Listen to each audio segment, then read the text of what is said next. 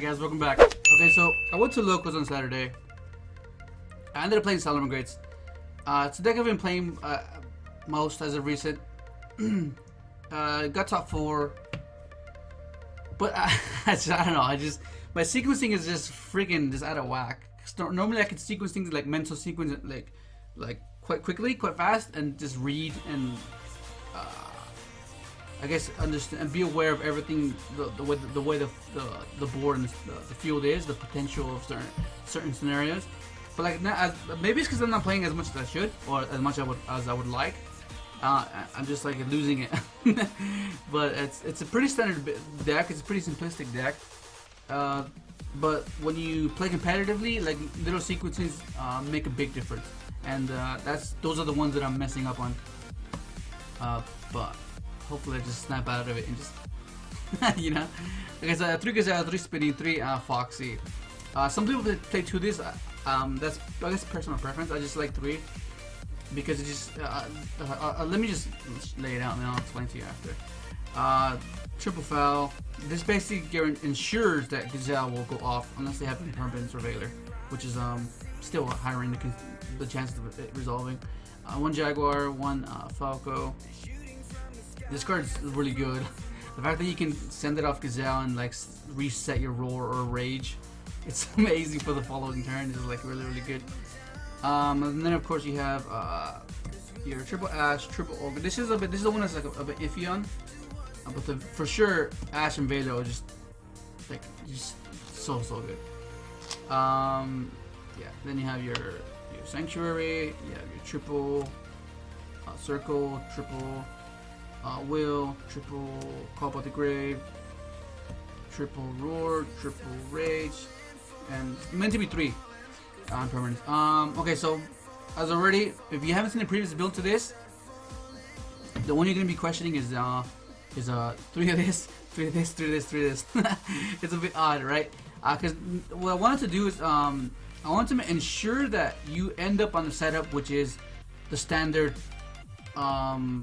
Balancing Grave, Wolf here, Stello here, and both of the traps in your back row with like hand traps. That's like the standard thing you want to end up on with, right? Anything less than that, you're leaving it the chance that they open up underwhelming as well. Okay, so basically, higher in the count this means you'll see it more, right? Of course, like if you draw all of these, of course, like with any deck, if you draw too much of anything, it's gonna be really bad. But what I like about this is that this gives you the chance of, like, if you open up a Gazelle, you standard play Gazelle, right? Odds are you can open up either or, right? And you open up both of them, that's even better. But most of the time, you're gonna open up just either or, right? You're not gonna open up both. So that's what Gazelle's for. It gives you the one you're missing.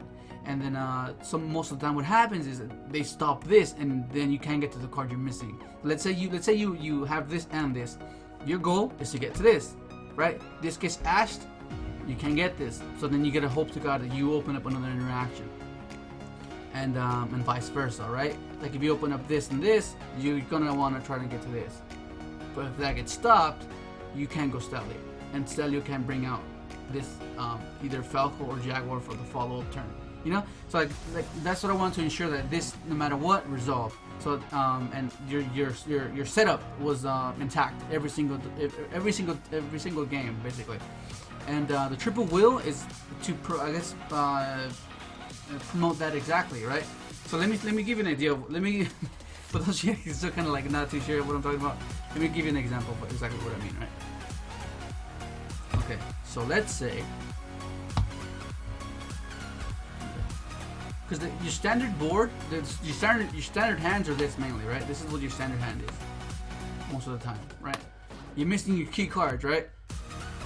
Your key cards are this and the traps. If you open up either or, right? Right? So like this is what you're missing most of the time. Like Gazelle is meant to be consistency booster, right? Consistency to get him to the grave and Wolf at him back. But when that gets stopped, that's really annoying because it messes with your setup. So normally what happens is the reason why you played three of this as well. Let me get to the wheels. Right, so maybe it'll make a little bit much more sense. Okay, so this is your standard play, right? Okay, so you go summon this, and the fact that you have so many 3-ofs it ensures that this is almost guaranteed to give you a Salamangreat card, which is what I like about that. It gives you what you're missing. It just gives you what you're missing, basically, right? That's what it's there for. And then you're gonna go ahead and link it away, and go for your Balinks, right? And then your Balinks, so it'll be Chain Link 1, Chain Link 2, and your Sanctuary, right? And then resolves, right? In a separate chain, Chain Link 1, Chain Link 2. So they need to have impermanence or Veiler to stop that. Otherwise, you're gonna guarantee to send either or, right? Either whatever it is that you're missing. Okay. So then, and then what this does as well, it ensures that you're gonna have a rank 4, which is what I like to maximize them, because you want to open it up. You want to end up on a Dweller right now, because Orcus is huge, mirror matches are just everywhere, right? And that's like your initial setup. So let's say you open up this one, right? Then you're gonna be sending either or let's say you open up this one, right? Let's say you open up your traps, right? Let's say you open up traps, but then they Veiler this or whatever, right? So you don't get access to this. And what I like about the triple will is that if you open up will, it basically supplements the spinning, because this brings back this, and then you still have your style to play. So like, you see what I mean? You're basically being persistent to get into the Stalio play, because that's basically what you want to get to recur your stuff. Like a wolf adds back the spell trap, or adds back a monster, like adds back itself. That you want to make sure that all goes through. Otherwise, you're just gonna be hoping your opponent open up underwhelming, and that don't want to leave it to that. That's really annoying. It's like, oh, what the heck? He opens up good, okay, I just lost. But yeah, that's basically the whole theory behind maxing these out. And the good thing about that, I guess the relief is that siding out is amazing, because all you do is just take a you just leave one of each in the deck, and you will not stress ever again when you go in games 2 and 3 when you want to side. It's like, it's just so easy to side, dude. It's not even funny. Take out 6 easy, right? And then put in the 6 that you would want, right? And depending if like Call by the Grave is relevant, you know, or if Ogre's relevant, you know, then you just side those out, you know, depending on depending on the matchup. And that's what I really like about that. That's something that a lot of people struggle with, side decking, taking this out. Oh, what if it messes up with the consistency?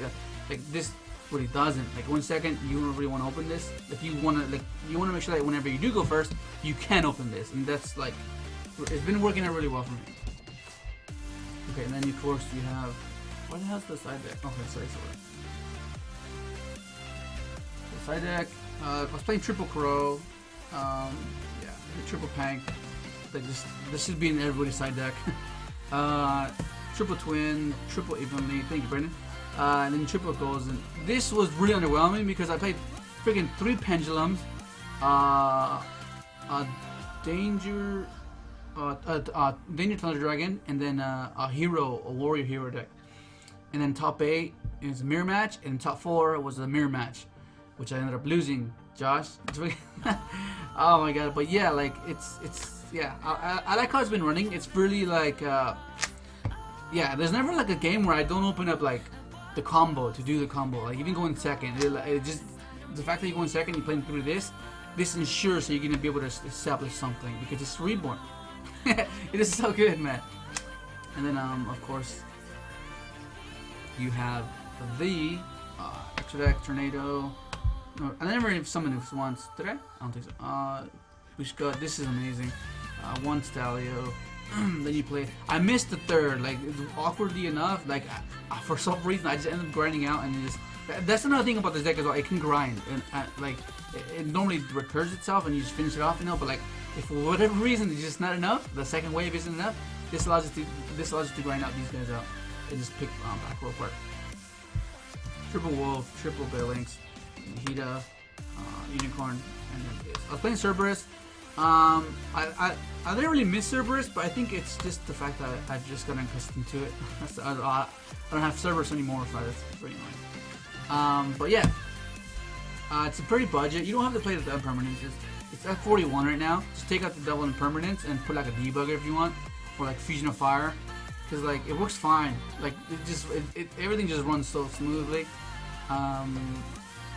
But yeah, oh, this card, dude, this card, oh my god, the plays that you can do with this card, like trigger the Gazelle on their turn, send this, reset your Rage or your Roar, and then just have access to it the following turn. Like, what the hell? This is so good. Like, oh man, that's amazing. This guy's amazing. Thank you, Josh, for recommending this. This is just, I wasn't playing it at first. I was like, what the hell? This is so good. What the hell was I not playing it for? But yeah, I got. I'm not sure if I'm gonna go to locals tonight. And if I do, I'm gonna try to get the cards to finish up this deck. If you haven't seen the discussion about this, it's in the previous video, so go ahead and check that out. Just talking about the deck basically, and how it's a one card. This card's amazing. It's a one card disc basically, and yeah, it's basically gonna be it. Hopefully you enjoyed the video. Like, subscribe if you haven't, and thanks for watching.